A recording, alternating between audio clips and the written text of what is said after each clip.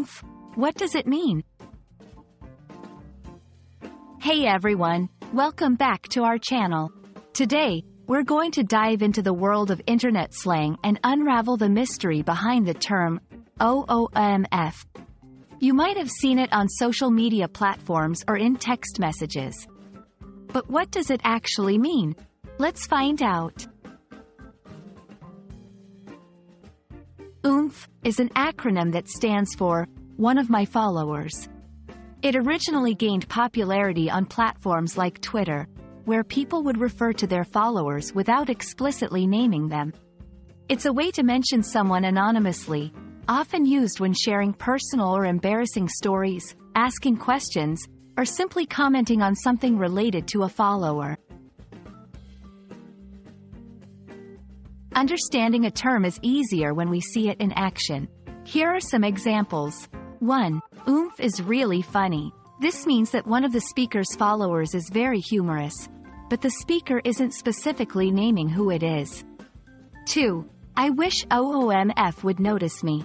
Here, the speaker desires attention or recognition from a particular follower without directly mentioning them. 3. Did you see what OOMF posted today? So relatable. In this context, the speaker is discussing a post made by one of their followers. Like many slang terms, the meaning and usage of OOMF have evolved over time. While it primarily stands for one of my followers, people have started using it more generally, referring to someone they know, but without mentioning their name. It can be someone they admire, have a crush on, or simply someone they interact with online. Here are some things to keep in mind when using OOMF. 1. Context is key. Ensure the people you're communicating with are familiar with the term to avoid confusion. 2. Be respectful. If you're sharing stories or talking about someone using OOMF, always remember to maintain respect and privacy.